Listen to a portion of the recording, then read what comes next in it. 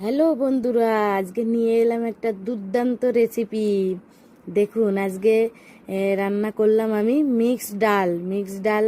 অবশ্যই কিন্তু দুর্দান্ত টেস্ট হয়। যারা একদমই নতুন এই মিক্সড ডালটা রান্না করতে পারেন না, আমি কিন্তু আজকে নিয়ে চলে এলাম আপনাদেরই জন্য একটা মিক্সড ডাল রেসিপি। ঠিক আছে, তো এখানে দেখুন রাতে ভিজিয়ে রেখেছিলাম সেই ডালটা কিন্তু সকালে আমি সেদ্ধ করে নিলাম। তো আমার এতক্ষণে রান্না হয়েও গেছে, টেস্টও দারুণ হয়েছে। তো এখানে দেখুন ডালটা কিন্তু সেদ্ধর পরে কিন্তু এরকম একটু কালো কালো লাগবে। তো আমার কাছে কালো কালো লাগছিল বলে আমি কিন্তু সেদ্ধ করা জলটাও ফেলে দিয়েছি। ঠিক আছে, আপনারা যারা না ফেলতে চান তারা কিন্তু একসাথে রাখতে পারেন। তো বেশি গলাবেন না ডালটা।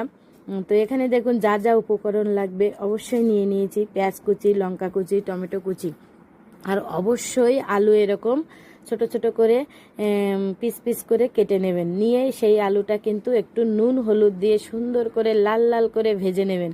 কারণ এই আলু ভাজার মাধ্যমেই কিন্তু মিক্সড ডালে কিন্তু স্বাদ আসবে।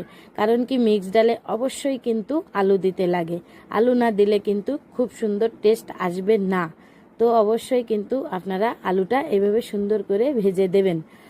তো আরেকটা কথা বলি যে মিক্সড ডাল কিন্তু অনেকেই রান্না করতে পারে, আবার অনেকেই পারে না। ঠিক আছে, অনেকে দেখে দোকানে দেখে চলে আসে, করতে পারে না বলে নিয়ে আসে না। তো আপনারা আমার রেসিপিটা ফলো করতে পারেন। তেলে দিয়ে দিলাম কিন্তু জিরে, আর এখানে দিয়ে দিলাম পেঁয়াজ কুচি।